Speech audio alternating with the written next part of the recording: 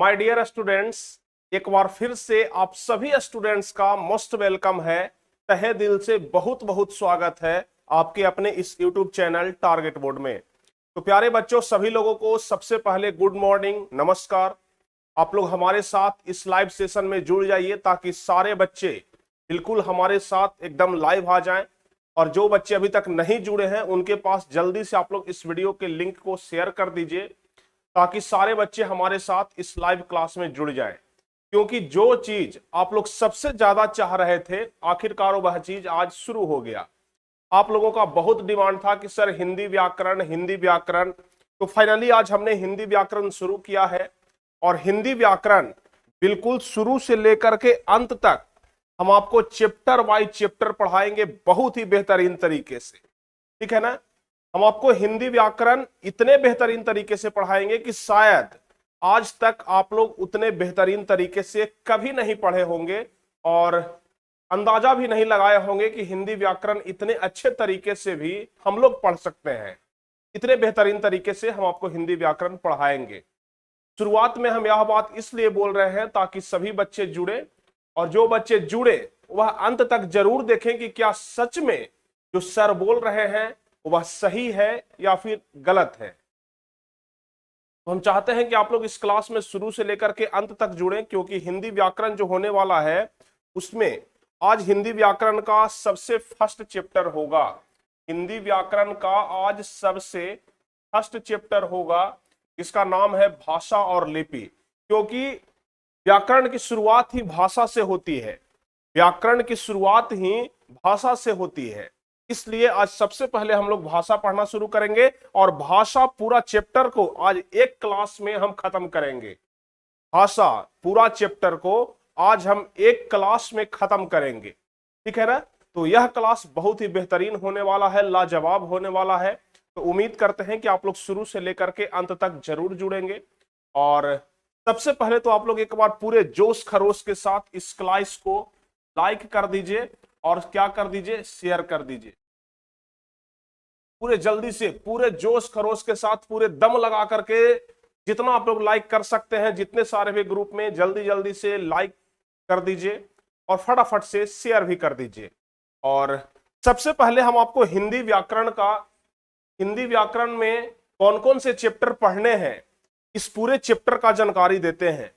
सबसे पहले हम आपको हिंदी व्याकरण के पूरे चैप्टर का जानकारी देते हैं कि हम आपको हिंदी व्याकरण में क्या क्या पढ़ाएंगे। शुरू से लेकर के अंत तक हम आपको हिंदी व्याकरण में क्या क्या पढ़ाएंगे इसके बारे में सबसे पहले हम आपको बता देते हैं। तो व्याकरण में मुख्य रूप से हमसे कहां से प्रश्न पूछा जाता है और हम आपको क्या पढ़ाएंगे। हिंदी में आप लोग जानते होंगे, जैसे हम लोग बुक पढ़ते हैं तो उसमें चैप्टर वाइज चैप्टर रहता है कि इतना चैप्टर में से ही प्रश्न आएगा, इतना चैप्टर से बाहर प्रश्न नहीं जाएगा। उसी तरीके से हिंदी व्याकरण का भी कुछ सिलेबस होता है और यदि उस सिलेबस के आधार पर हम लोग पढ़ाई करें तो इससे बाहर प्रश्न नहीं पूछा जाता है। तो हम आपको जो चीज पढ़ाने वाले हैं, जो चैप्टर पढ़ाने वाले हैं, उस चैप्टर का नाम हम यहाँ पर सीरियल वाइज लिखे हैं। जिसमें सबसे पहले आज हम आपको भाषा पढ़ाएंगे। आज आपका भाषा पूरा कंप्लीट हो जाएगा और भाषा के बाद हम आपको व्याकरण पढ़ाएंगे। ठीक है ना? चूंकि हम लोग व्याकरण ही पढ़ रहे हैं, लेकिन व्याकरण से भी पहले भाषा पढ़ लेना जरूरी है। तो भाषा पढ़ाएंगे, भाषा के बाद व्याकरण पढ़ाएंगे, व्याकरण के बाद हम आपको वर्ण विचार पढ़ाएंगे, वर्ण विचार के बाद हम आपको शब्द विचार पढ़ाएंगे, शब्द विचार के बाद हम आपको वाक्य विचार पढ़ाएंगे। उसके बाद संज्ञा पढ़ाएंगे, सर्वनाम पढ़ाएंगे। बहुत सारे जो टीचर होते हैं वो वह शुरुआत ही करेंगे संज्ञा से। बहुत सारे टीचर आपको ऐसे मिलेंगे जो शुरुआत ही करेंगे संज्ञा से। संज्ञा के ऊपर यह 5 चैप्टर आपका छोड़ करके पार हो जाएंगे, जबकि यह पांचों चैप्टर से प्रश्न परीक्षा में पूछता है। अभी जब हम आपको भाषा पढ़ाएंगे तो आप लोग देख लीजिएगा कि कितने सारे प्रश्न इस चैप्टर से पूछे जाते हैं। क्वेश्चन बैंक आप लोग उठा करके देख लीजिएगा। तो यहां पर 7वां नंबर सर्वनाम पढ़ाएंगे। 8वां जो चैप्टर होगा वह कौन सा होगा? तो क्रिया होगा। 8वां क्रिया होगा। 9वां चैप्टर हम आपको पढ़ाएंगे काल, तो आप लोग अंग्रेजी में बोलते हैं क्या, टेंस। उसके बाद हम आपको विशेषण पढ़ाएंगे, अव्यय पढ़ाएंगे, लिंग पढ़ाएंगे, उपसर्ग पढ़ाएंगे, संधि बताएंगे, संधि विच्छेद बताएंगे, उसके बाद कारक बताएंगे, उसके बाद प्रत्यय बताएंगे, मुहावरा बताएंगे, समास बताएंगे और वचन बताएंगे। यह 20 चैप्टर तो आपको हर हाल में नेसेसरी रूप से बताएंगे। यह 20 चैप्टर तो हम आपको जरूर बताएंगे, और हो सके तो इसके अलावा भी 1-2 चैप्टर और बताएंगे जिससे संबंधित प्रश्न आपके परीक्षा में पूछे जाएंगे। यदि इतना ग्रामर आप लोग पढ़ लेते हैं, हिंदी व्याकरण में यदि इतना चैप्टर पढ़ लेते हैं, तो फिर इससे बाहर एक भी प्रश्न नहीं पूछेगा, एक भी क्वेश्चन आपसे नहीं छूटेगा। ठीक है ना? तो बताइए मजा आया कि नहीं आया? कोई आपको व्याकरण में इस तरीके से चैप्टर नहीं बताया होगा कि व्याकरण में कौन कौन सा चैप्टर है और किस चैप्टर से हमें पढ़ना है, कौन कौन से चैप्टर से क्वेश्चन पूछे जाते हैं।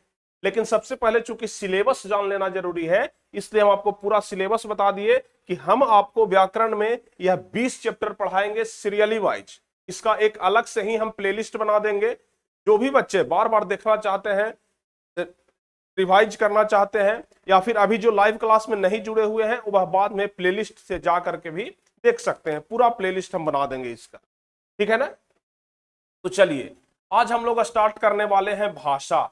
अंग्रेजी में लैंग्वेज बोलते हैं, ठीक है ना? लेकिन हमें तो अंग्रेजी से कोई मतलब यहाँ पर है नहीं, चूंकि हम लोग हिंदी व्याकरण पढ़ रहे हैं, तो अंग्रेजी का नामो निशान यहाँ पर नहीं है।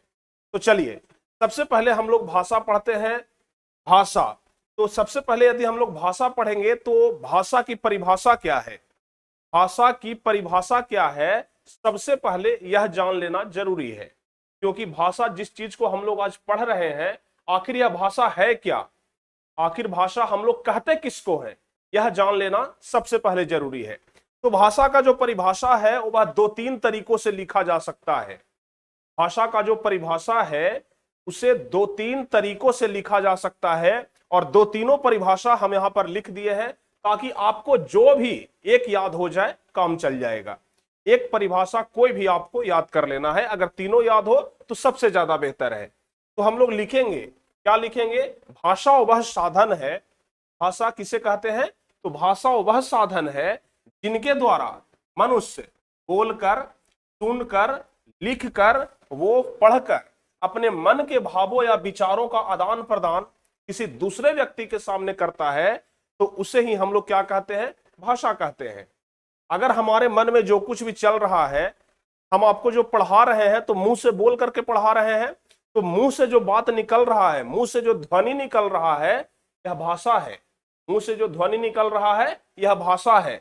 यहां पर हम जो कुछ भी लिखे हुए हैं, यहां पर हम जो कुछ भी लिखे हुए हैं, आप लोग अच्छे तरीके से समझ रहे हैं कि यह हिंदी भाषा है। क्या समझ रहे हैं? यह हिंदी भाषा है। तो हम अपने मन के विचारों को, हम अपने मन के विचारों को या तो बोल करके या तो सुन करके, अगर हम कुछ सुन रहे हैं तो वह भी क्या है? भाषा है। जैसे हम जो बोल रहे हैं आप सुन रहे हैं, तो हमारे लिए भी वह चीज भाषा है, और आप सुन रहे हैं तो आपके लिए भी वह चीज भाषा है। ठीक है ना? तो जिसके द्वारा मनुष्य बोलकर, सुनकर या लिखकर या पढ़कर अपने मन के भावों या विचारों का आदान प्रदान किसी दूसरे व्यक्ति के सामने करता है, तो उसे ही हम लोग क्या कहते हैं? भाषा कहते हैं। और एक चीज आप लोग ध्यान रखिएगा कि भाषा शब्द संस्कृत की भाष धातु से निकलता है। यह वाला जो लाइन है यह बहुत ही ज्यादा महत्वपूर्ण है, इस लाइन को आप लोग ध्यान रखिएगा। ठीक है ना? भाषा शब्द संस्कृत भाषा के भाष धातु से बना है, और यह भाष, भाष का अर्थ होता है बोलना। भाष का अर्थ क्या होता है? बोलना। भाष का अर्थ क्या होता है? बोलना। ठीक है ना? यहां तक आपको याद रहेगा। भाषा शब्द की उत्पत्ति कहां से हुई? तो भाषा शब्द की उत्पत्ति संस्कृत की भाष धातु से हुई। ठीक है ना? संस्कृत की भाष धातु से भाषा की उत्पत्ति हुई, जिसका अर्थ है बोलना, जिसका अर्थ है बोलना। ठीक है ना? तो भाषा का पहला परिभाषा आप लोग समझ गए। अब हम लोग भाषा का दूसरा परिभाषा दूसरे शब्दों में दे सकते हैं। अब हम लोग भाषा का दूसरा परिभाषा दूसरे शब्दों में दे सकते हैं, कुछ इस प्रकार से कि जिसके द्वारा हम अपने भावों को, हम अपने अंदर के भावों को, मन के भावों को लिखित या मौखिक रूप से दूसरों को समझा सकते हैं। ठीक है ना? हम अपने मन के भावों को, हमारे मन में अभी क्या चल रहा है, हम क्या बोलना चाह रहे हैं, उसे हम या तो लिखित रूप से या फिर मौखिक रूप से ठीक है ना, लिखित रूप से या मौखिक रूप से दूसरों को समझा सकते हैं, या फिर दूसरों के भावों को खुद हम समझ सकते हैं। या तो हम अपने मन के भावों को किसी दूसरे को समझा दे, या फिर दूसरे के मन के भावों को हम खुद समझ लें, उसे हम लोग क्या कहते हैं, भाषा कहते हैं। ठीक है ना, उसे हम लोग भाषा कहते हैं। यह दूसरा परिभाषा हुआ। अब तीसरा परिभाषा भी है। तीसरा परिभाषा है कि मनुष्य और मनुष्य के बीच, मतलब मनुष्य और मनुष्य के बीच क्या हम किसी जानवर से अपनी भाषा में बात कर सकते हैं? क्या किसी गाय से हम अपनी भाषा में बात कर सकते हैं? भले ही जो गाय है वह इशारा समझ जाए क्या इशारा कर रहा है, लेकिन वह भाषा हमारा कभी नहीं समझेगा। तो मनुष्य का भाषा सिर्फ मनुष्य ही समझ सकता है। तो इसलिए हम लिखे हैं कि मनुष्य और मनुष्य के बीच वस्तुओं के विषय अपनी इच्छा और मति का आदान प्रदान करने के लिए व्यक्त ध्वनि संकेतों का जो व्यवहार होता है उसे हम लोग भाषा कहते हैं। यानी कहने का मतलब हुआ कि एक मनुष्य किसी दूसरे मनुष्य से बात करने के लिए, अपने मन के विचारों को रखने के लिए, अपने मन के भाव को किसी दूसरे मनुष्य के सामने प्रकट करने के लिए अपने मुंह से जो ध्वनि संकेत निकालता है, जैसे हम अभी आपको समझा रहे हैं तो हम अपने मुंह से ध्वनि संकेत निकाल रहे हैं, और उस ध्वनि संकेत को आप लोग अच्छे तरीके से समझ रहे हैं कि सर मुंह से क्या बोल रहे हैं। ठीक है ना, तो ध्वनि संकेतों का जो व्यवहार होता है उसे ही हम लोग क्या कहते हैं, उसे ही हम लोग भाषा कहते हैं। ठीक है, उसे ही हम लोग क्या कहते हैं, भाषा कहते हैं। तो आप लोग अच्छे तरीके से भाषा के बारे में समझ गए होंगे। ठीक है ना, अच्छे तरीके से आप लोग समझ गए होंगे कि आखिर भाषा होता क्या है। बस अपने मन के विचारों को किसी दूसरे के सामने चाहे लिख करके प्रकट कर दे या फिर बोल करके प्रकट कर दे, उसी को हम लोग क्या कहते हैं, भाषा कहते हैं। उसी को हम लोग भाषा कहते हैं। अगर भाषा का अर्थ आप लोग समझ चुके हैं तो जितने सारे भी बच्चे अभी हमारे साथ लाइव सेशन में जुड़े हुए हैं, सभी लोग एक बार जरा जल्दी से वीडियो को लाइक कर दीजिए। अगर भाषा का अर्थ समझ चुके हैं तो फटाफट से आप लोग वीडियो को लाइक कर दीजिए। लाइक की संख्या अभी भी बहुत कम है। ठीक है ना, तो भाषा क्या होता है समझ गए। भाषा संस्कृत की भाष धातु से बना है, यह भी आप लोग समझ गए। अब चलते हैं हम लोग अगले स्लाइड की ओर और पढ़ते हैं भाषा के रूप। भाषा कितने तरह के होते हैं, भाषा के रूप की भाषा कितने तरह के होते हैं। तो क्या आप लोगों को पहले से पता है कि भाषा कितने तरह के होते हैं? आप लोगों को यदि पहले से पता है कि भाषा कितने तरह के होते हैं तो जरूर बताइए। ऐसे आप लोग ध्यान रखिएगा कि भाषा मुख्य रूप से दो प्रकार के होते हैं। भाषा के दो रूप होते हैं। भाषा के दो रूप होते हैं, या तो मौखिक या तो लिखित। जैसे हम किसी को यह बात बोल रहे हैं, हम आपको पढ़ा रहे हैं, तो दो रूप में पढ़ा रहे हैं, मौखिक भी पढ़ा रहे हैं और लिखित भी पढ़ा रहे हैं। यानी कि मुंह से बोल करके भी हम आपको पढ़ा रहे हैं और यहाँ पर बोर्ड पर लिख करके भी हम आपको पढ़ा रहे हैं। यानी कि भाषा का दो ही रूप होता है, या तो मौखिक या तो लिखित। ठीक है ना, या तो मौखिक या तो लिखित। तो भाषा के दो रूप होते हैं, जिसमें सबसे पहला है मौखिक भाषा। सबसे पहला है मौखिक भाषा। मौखिक भाषा भाषा का वह रूप जिसमें व्यक्ति अपने मन के विचारों को बोल करके प्रकट करता है। ठीक है ना, भाषा का वह रूप जिसमें व्यक्ति अपने मन के विचारों को बोल करके प्रकट करता है और दूसरा व्यक्ति सुन करके उसे समझता है। एक व्यक्ति बोल रहा है और दूसरा व्यक्ति सुन करके उस चीज को समझ रहा है, तो उसे हम लोग क्या कहते हैं, मौखिक भाषा कहते हैं। उसे हम लोग मौखिक भाषा कहते हैं। जैसे अभी हम बोल रहे हैं और आप लोग सुन रहे हैं, और दोनों के बीच में जिसके द्वारा हम आपस में बातचीत कर रहे हैं वही तो भाषा है। हमारे मुंह से जो ध्वनि निकल रहा है वह ध्वनि संकेत क्या है, भाषा ही है। ठीक है ना, इसमें वक्ता बोलकर अपनी बात कहता है और श्रोता सुन करके उसकी बात समझता है। जैसे हम दो लोग वार्तालाप करते हैं, हम दो लोग बातचीत करते हैं, वार्तालाप करते हैं, तो मौखिक भाषा में करते हैं। क्या हम लोग दो लोग बात करते हैं तो क्या लिख लिख के बात करते हैं? नहीं, मौखिक भाषा में बात करते हैं। तो दो लोग जो बात करते हैं वह मौखिक भाषा में। टेलीफोन पर बातचीत होता है, हम लोग कहीं से भी फोन करते हैं और फोन करके जो बातचीत करते हैं वह भी मौखिक भाषा में होता है, न कि लिखित भाषा में। ठीक है ना, टेलीफोन पर बातचीत भी मौखिक भाषा में ही होता है। उसके अलावा हम किसी भी नेता का भाषण सुनते हैं या फिर रेडियो सुनते हैं तो वह भी क्या होता है, मौखिक ही होता है, वह भी मौखिक ही होता है। मौखिक भाषा के माध्यम से ही हम लोग भाषण सुनते हैं या फिर रेडियो सुनते हैं। तो पहला भाषा का पहला जो प्रकार है, भाषा का पहला जो रूप है मौखिक भाषा, इसका अर्थ आप लोग समझ गए कि भाषा का वह रूप जिसमें व्यक्ति अपने मन के विचारों को बोल करके प्रकट करता है और दूसरा व्यक्ति उसे सुन करके समझता है, तो उसे ही हम लोग क्या कहते हैं, भाषा कहते हैं, उसे ही हम लोग भाषा कहते हैं। क्या समझ में आ रहा है ना, बताइए, समझ में आ रहा है कि नहीं आ रहा है? बिल्कुल बेहतरीन तरीके से समझ में आ रहा होगा। और आप लोग जहां पर भी ग्रामर पढ़े होंगे, हिंदी व्याकरण पढ़े होंगे, हम पूरे यकीन के साथ कह सकते हैं कि यहां से शुरुआत नहीं किया होगा और यह चीज आपको नहीं बताया होगा। अगर आपके कोचिंग में भी जहां पर भी आप लोग ऑफलाइन कोचिंग जाते हैं, अगर कहीं पर भी इस प्रकार का पढ़ाई हुआ हो तो आप लोग नीचे कमेंट्स में जरूर बताइएगा, ठीक है ना। तो भाषा का पहला रूप है मौखिक भाषा और दूसरा रूप है लिखित भाषा, दूसरा रूप है लिखित भाषा। तो बस जब व्यक्ति अपने विचारों को लिख करके प्रकट करता है तो उस भाषा को हम लोग क्या कहते हैं, लिखित भाषा कहते हैं। जब व्यक्ति अपने मन के विचारों को लिख करके प्रकट करता है, ठीक है ना, लिख करके प्रकट करता है, तो भाषा के इस रूप को हम लोग क्या कहते हैं, लिखित भाषा कहते हैं। भाषा के इस रूप को लिखित भाषा कहते हैं, ठीक है ना। जैसे हम आप लोगों को बोल रहे हैं, हम मुंह से कुछ नहीं बोलेंगे, हम यहां पर लिखेंगे। क्या लिखेंगे, आप लोग समझ गए होंगे कि हम आपसे क्या कहना चाहते हैं।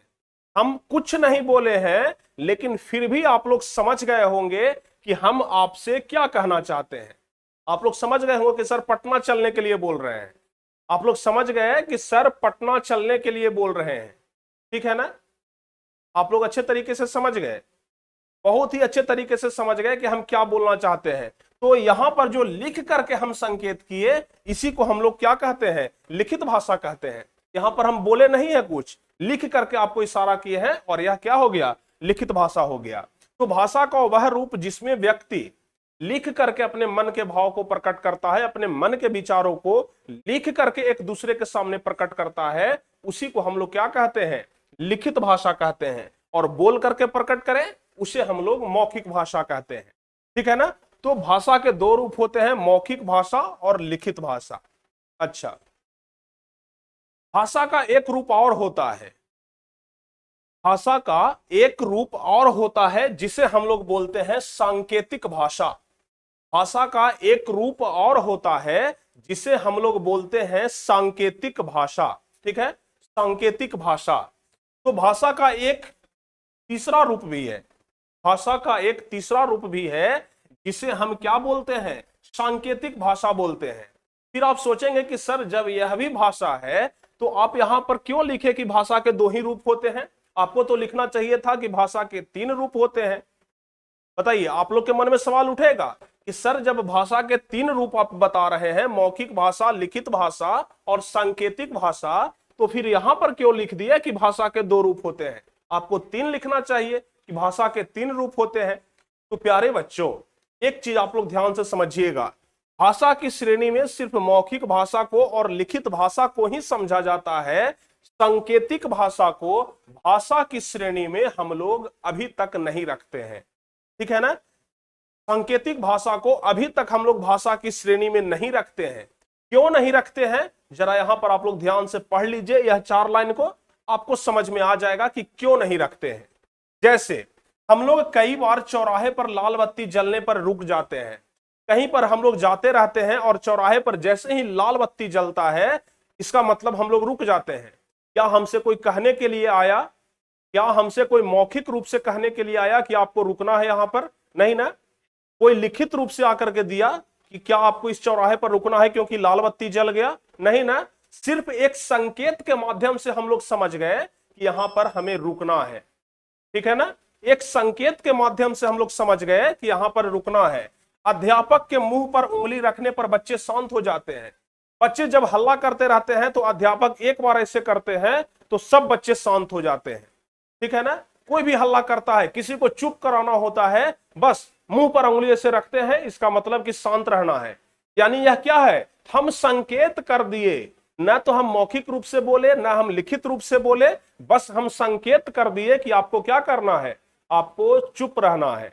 इस तरीके से हम कर दिए, इस तरीके से हम कर दिए, मतलब आपका काम हो चुका है। या फिर आप जल्दी से वीडियो को लाइक कर दीजिए, ठीक है ना, लाइक का सिंबल। तो आप लोग समझ गए, हाथ के संकेत से हम किसी परिचित को आने जाने का संकेत कर सकते हैं।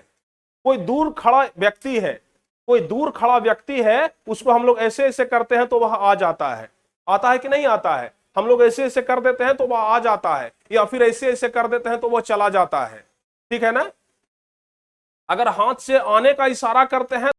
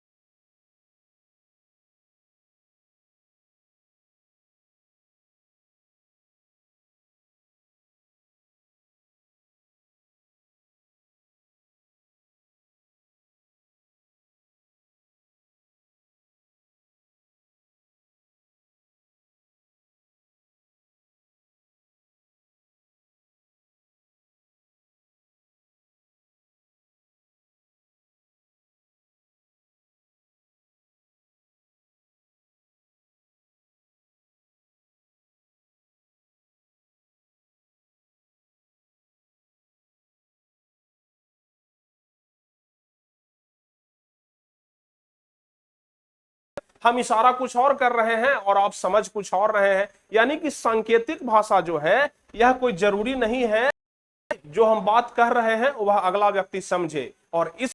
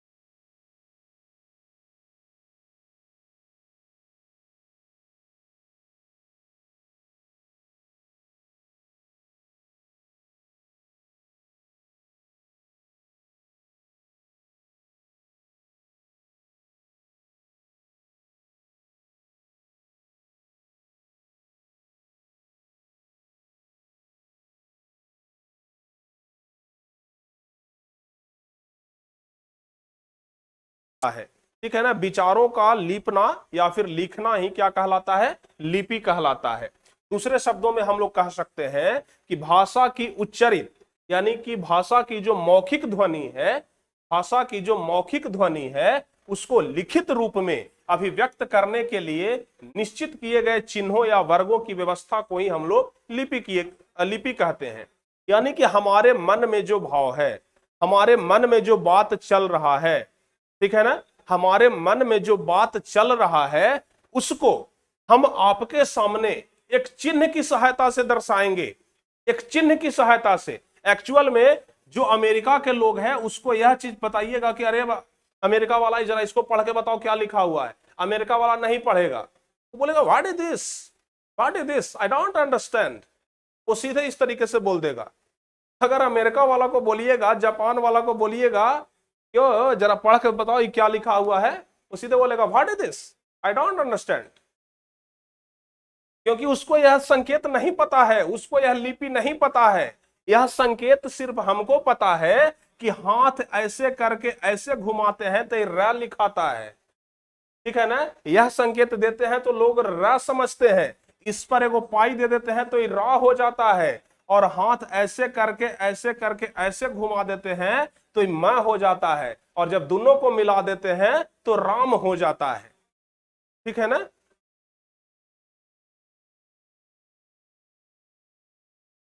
समझ गए ना। तो यह क्या है, एक चिन्ह है, एक चिन्ह है, और यह चिन्हों को वर्गों की व्यवस्था के अनुसार बांट दिया गया है। और इसी चिन्ह को तो हम लोग समझते हैं, इसी चिन्ह को हम लोग समझते हैं, ठीक है ना। बहुत सारे बच्चे हंस रहे हैं। अब अमेरिका और जापान का जब हम एग्जाम्पल दिए तो लोग हंस रहे हैं, सही बात है।